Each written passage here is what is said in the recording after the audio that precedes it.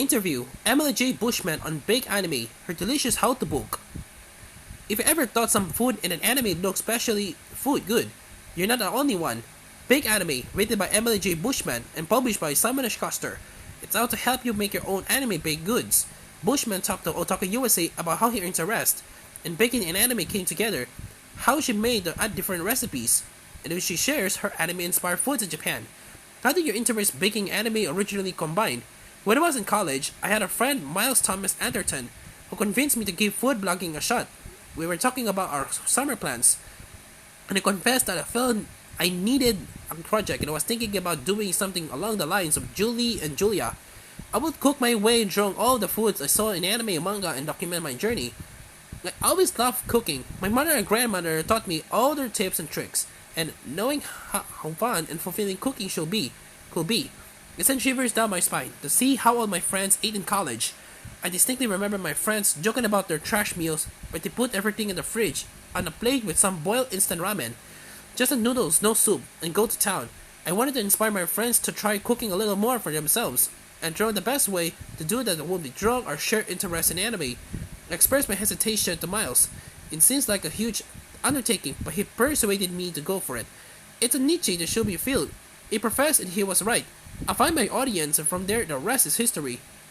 We tried different versions of the recipes and bake anime to see what works best. Trying on different versions of recipes and bake anime was both the best and worst thing about this cookbook. Some recipes like Ishigo Daifuku were pretty simple and didn't require a lot of testing. Other recipes, like the cake recipe I have for the Spirited Away cake, were tested as many as 10 times until I could get the results I was looking for. There are some recipes that never made it past testing. I wanted to make a candy recipe for the Japanese sweet, konpeito, and tried hard to make them at home. Alas, this proved futile. Some things are better be left up to factory machines. It was fun to do all this testing. I got to really practice these recipes a lot and work out the kinks, which made me happy. Ultimately, I wanted the best experience for the reader and home baker, and I was hoping to perfect these recipes. On the other hand, after your fifth failed sponge cake, you do get a bit worn down. I was glad when the majority of the testing was over, and I could focus on writing and photography. How do you decide which desserts are from anime to include?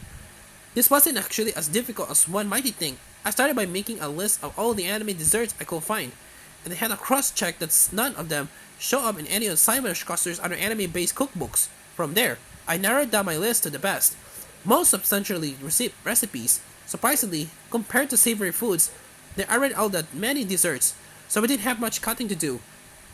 From there, it was all about organizing. When people think of Japanese food, they don't think of strawberry shortcake, but in fact many Western desserts are a huge part of the culture in Japan. An anime cookbook without these desserts would be criminal, so he wanted to structure the book in a way that made sense to readers. I will explain why they were looking at some recipes for things like thumbprint jam cookies and macarons. Thus, I split the book up into Japanese desserts, wagashi and tagashi, and Western desserts like yogashi. That still left a crucial area of anime desserts, which I think most people love more than anything else. Desserts that looks like or give a visual impression of anime or anime characters. So the last section of the book is really about celebrating the crossover of Japanese and Western influences to create desserts that are really cute, fun to make, and tasty to eat. Those desserts were selected based on what I see trending here in the Japanese sweet scene, as well as what people are cooking on online spaces like TikTok. Also, of course, popular desserts in America. I enjoy taking those trendy desserts and injecting some anime influence. In your anime-inspired dessert section, you have things like Forest Keeper apple cream puffs, which look like Totoro heads, and Checker Patternberg cake with a pattern of Demon Slayer's Tanjiro coat. How do you come up with these clever ideas? Well, the names have to be attributed to my wonderful editor, Natasha Iglesias, one of the amazing people who helped to bring this book to life. We were looking for neutral names that will describe the character we were going for, and she came up with all of them. My favorite is Pocket Monster Roll Cake. As per the ideas themselves, this really came down to my desire to show the readers anime. Japanese desserts give a nice Japan feel, but I knew the Western dessert section would be a little odd to anyone who didn't read my explanations at the beginning of each section.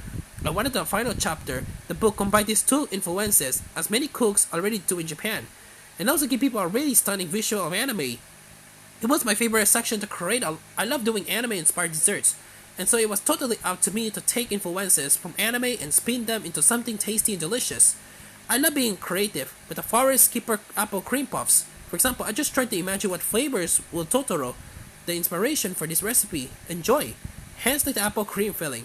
The Battenberg cake with tangerine colors was another inspired idea. I saw the Battenberg cake on the Great British Bake Booth and was struck by how geometrical and gorgeous some of the designs were, much like the fabric of kimonos. So what I was trying to think of the way to bring Demon Slayer to food.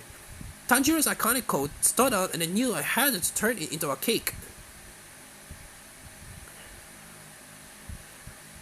You currently live in Japan.